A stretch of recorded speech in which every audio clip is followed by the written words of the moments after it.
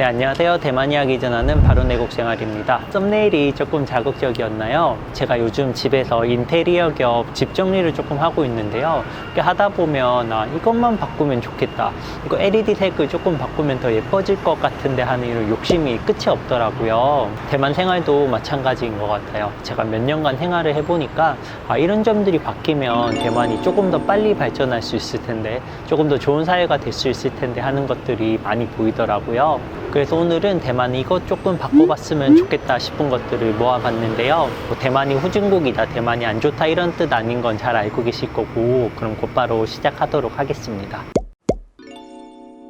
여러분, 중국의 왕홍이라고 들어보셨죠? 블로거나 유튜버, 인플루언서 같은 이렇게 총칭해서 부르는 말인데요. 대만은 이 왕홍들의 영향력이 조금 과도하게 큰 것 같아요. 거의 모든 소비재에서 왕홍들의 영향력이 미치고 있는데요. 그러다 보니까 업주는 업주대로 마케팅 비용이 계속 늘어나고, 소비자는 소비자대로 이거 서비스나 상품의 진가보다는 왕홍들이 어떻게 이야기하느냐에 따라서 많이 휘둘리게 되더라고요. 제 업무가 이런 것과도 조금 관련이 있다 보니까 더 크게 다가오는 것 같기도 하고, 한국도 이런 경우가 있긴 하겠지만 대만은 왕홍들에 의해서 그 진가가 왜곡되는 경우가 조금 더 많은 것 같습니다. 그래서 대만이 왕홍의 의존도를 낮춰야 상품이나 서비스의 질이 조금 더 크게 발전할 수 있을 것 같아요. 서비스 편차가 심합니다. 아닌데 나 대만 갔을 때 보니까 대만 사람들 진짜 친절하고 서비스도 좋던데 라고 생각을 하실 텐데요. 네, 저도 사실 그렇게 생각을 합니다. 그런데 한국이나 다른 곳과 차이점이 있다면, 대만은 이런 친절이나 서비스를 각 직원 개인의 성향에 따라서 편차가 조금 많이 달라지는 것 같아요. 그 직원이 조금 더 친절한 성향이면 서비스가 굿이고, 직원이 기분이 안 좋다거나 성향이 그렇게 친절하지 않으면 서비스가 조금 떨어지는 경우도 있어요. 딘타이펑 가보시면 서비스 진짜 좋잖아요. 그래서 대만의 다른 기업들, 다른 상점들도 이렇게 딘타이펑처럼 어느 정도 매뉴얼이나 서비스 교육에 의해서 서비스가 관리되면 대만에서도 서비스 편차가 더 줄어들 것 같은데 하는 생각도 있습니다. 물론 서비스를 빙자해서 갑질 같은 건 하면 당연히 안 되겠고요. 대만 하면 가장 많이 나오는 이야기 중에 하나가 친일인데요. 이렇게 친일이 부정적인 의미가 아니라고 하면 딱히 부정할 수는 없는 것 같아요. 일반적으로 일본에 대한 이미지가 좋은 건 사실이니까요. 그런데 대만 생활을 하다 보면 일본에 대한 믿음이 조금 과도해서 조금 합리적인 선택을 막는 경우가 조금 있더라고요. 누가 봐도 일본 제품보다 더 싸고 더 좋은 제품이 있는데도 불구하고 일본 제품이라고 하면 더 많은 비용을 지불하기도 하고, 사실과 조금 차이가 있는 일본 상황을 그대로 믿는 경우도 많더라고요. 실례로 코로나 초기에 일본의 대처가 조금 부족했다는 기사들이 한국에서는 많이 보도가 됐는데, 대만에서는 그런 걸 조금 찾아보기가 힘들었어요.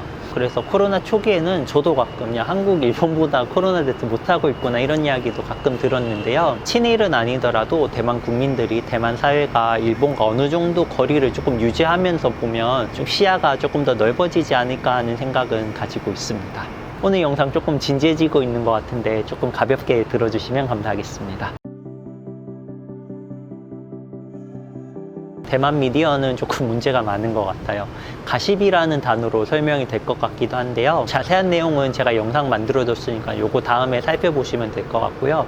조금 간단하게 말하면 대만 미디어는 중요한 이슈를 깊게 다루기보다는 사람들의 눈길을 끄는 것들, 가십이라든가 사고 소식, 싸움 소식 같은 걸 계속해서 다루고, 뉴스 중간에도 그냥 광고를 여과 없이 내보내는 경우가 많습니다. 실제로 며칠 전 있었던 대형 열차 사고에서도 사고 소식을 다루기도 하지만 희생자 개인의 이야기를 조금 더 중점적으로 다루는 경우도 있더라고요. 희생자가 언제 결혼을 했다더라, 희생자가 신혼인데 안타까운 소식이 있었다, 졸업작품전을 앞두고 사고를 당했네, 희생자 중에 한 명은 왕홍이라면서 왕홍 사진을 내보내기도 하고요. 그래서 이런 걸 볼 때마다 미디어들이 좀 중요한 사건들, 본질에 집중하지 않고 사람들의 눈길을 끄는 가십거리를 더 파고드는 것 같아서 정말 안타깝다는 생각을 했습니다. 물론 주변에 많은 대만 친구들도 그냥 대만 뉴스에 나오는 거 그냥 흘려 듣는다, 너도 흘려 들어라 이렇게 이야기를 하긴 하는데요. 아무래도 계속해서 접하게 되면 나도 모르게 영향을 받는 경우가 많아서 대만 사람들이 중요한 사건에 집중하지 못하게 하는 악영향이 있을 것 같아서 조금은 걱정이 됩니다. 그리고 대만 하면 혐한을 떠올리시는 분들도 있는데요. 혐한이 있다고 생각하진 않지만 한국에 대한 부정적인 이미지가 대만 미디어를 통해서 정말 급속도로 퍼졌던 경우를 조금 몇 번 봐왔어요. 실제보다 더 부풀려지기도 하고, 사람들은 뭐 당연히 쉽게 보이는 것들이 그런 것들이기 때문에 한국에 대한 부정적인 이미지가 퍼지는데도 대만 미디어가 한몫을 한 것 같아요. 그래서 개인적으로 대만 미디어는 정말 크게 개혁하고 발전을 해야 대만 사회에 도움이 된다고 생각합니다. 대만은 의료보험과 의료 접근성 면에서는 매우 훌륭하다고 생각을 합니다. 대만 국민들도 이거를 자랑스러워하고 있고, 저도 뭐 그렇게 자랑스러워할 만하다고 생각을 해요. 그런데 발전할 부분이 있다면 대만 개인 병원이 조금 더 발전을 해야 한다고 생각을 해요. 제가 여기 이전 영상에도 하나 말씀을 드렸는데, 엑스레이가 있는 정형외과가 조금 드물다거나 아니면 치과나 개인 병원들의 뭐 시설이나 장비가 한국에 비해서는 조금 떨어지는 건 사실인 것 같아요. 그리고 제 개인적인 경험에서는 대만의 개인 병원은 뭔가 조금 깊은 진찰을 한다기보다는 그냥 기본적인 진료와 진찰만 하고, 정말 문제가 있을 땐 큰 병원으로 옮겨주는 이런 시스템인 것 같아요. 뭐 한국도 그렇겠지만.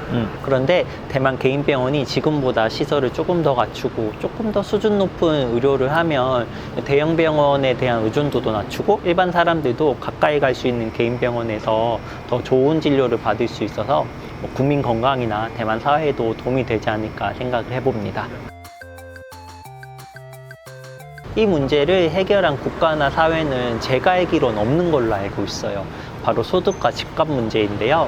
대만도 이 문제를 가지고 있고, 그 정도를 보면 한국보다는 조금 더 안 좋은 상황이라고 생각을 해요. 대만 직장인의 평균 월 소득이 170만 원 전후인 건 알고 계실 거고, 타이베이나 뉴타이베이의 집값을 보면 새 집이 아니더라도 한 8억에서 10억 정도는 줘야 그나마 살 수 있는 컨디션의 집을 구할 수 있는 것 같아요. 물론 소득을 갑자기 높이고 집값을 인위적으로 떨어뜨리게 되면 부작용도 있겠죠. 뭐 작은 기업들이 힘들어진다거나 괜히 부동산 자산이 떨어지면 뭐 문제가 생기는 건 당연할 텐데, 그런 문제들은 비정상을 조금 정상으로 옮기면서 생기는 문제들이라서 할 수만 있다면 조금 부작용이 있더라도 대만의 소득을 조금 높이고 집값을 낮추는 그런 변화가 있으면 더 좋지 않을까 생각을 해봅니다. 물론 이런 것 때문에 대만에 희망이 없다, 대만이 귀도다 이런 건 아닌데요. 그래도 어느 정도 조금 접점을 맞추는 노력을 해야 되지 않을까 생각을 해봅니다. 저도 낮은 소득과 높은 집값 때문에 좀 힘들기도 하고요. 대만은 가성비가 높다는 표현을 뭐 CP가 높다라고 이렇게 써요. 뭐 코스트 뭐 퍼포먼스인가? 정확하게 모르겠는데 뭐 그렇게 쓰더라고요. 근데 제가 봤을 때 대만 시장의 상품이나 서비스가 특히 외국에서도 찾을 수 있는 상품과 서비스와 비교를 할 수 있을 때는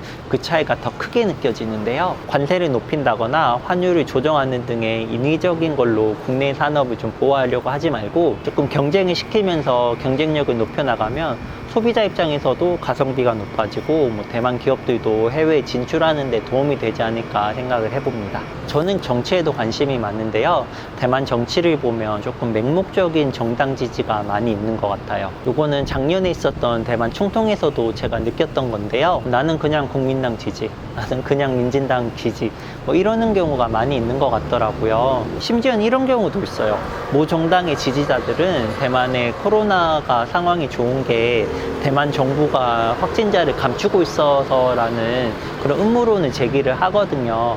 물론 대만 내에서 나온 이야기예요. 그래서 이런 음모론을 믿는다거나 정당에 대한 맹목적인 지지는 대만 발전에 크게 도움이 되는 것 같지 않아요. 정치보다는 경제가 더 중요하다고 말씀하시는 분들도 있지만, 나라가 발전하려면 정당들이 정책으로 좀 다퉈야 된다고 생각을 해요. 조금 정책에 관심을 가지고 투표를 하고 정치에 참여를 한다면 앞으로 중국과 대화를 하는데도 대만 정부가 더 큰 힘을 가질 수 있을 것 같아서 대만 국민들의 정치를 대하는 태도도 조금은 바뀔 필요가 있다고 생각합니다. 이외에도 대기업이 적다거나 뭐 OEM에 집중하는 산업구조처럼 뭐 다양한 이야기들도 많이 있는데요. 조금 짧은 영상에서 깊게 다루기는 힘들 것 같고, 저도 내공이 조금 부족해서 이런 조금 더 깊은 내용은 제가 나중에 더 좋은 기회 한번 만들어 보도록 하겠습니다. 대만은 가진 장점이 정말 많은 나라예요. 그래서 저도 이렇게 오랫동안 살고 있고 앞으로도 아마 이쪽에서 살게 될 것 같은데요. 저도 여기에서 대만이 계속해서 발전하는 모습들, 다양한 모습들 여러분 계속 전해드릴 수 있도록 노력하겠습니다. 본의 아니게 저번 영상에 이어서 이번 영상도 조금은 무겁지 않을까 걱정이 되는데요. 다음 영상에서는 조금 더 가볍고 더 재밌는 영상으로 찾아뵙겠습니다. 오늘 영상 끝까지 시청해 주셔서 감사하고요. 궁금하신 점이나 문의 있으시면 구독 눌러주시고 댓글로 남겨주세요. 다음 시간에 뵙겠습니다.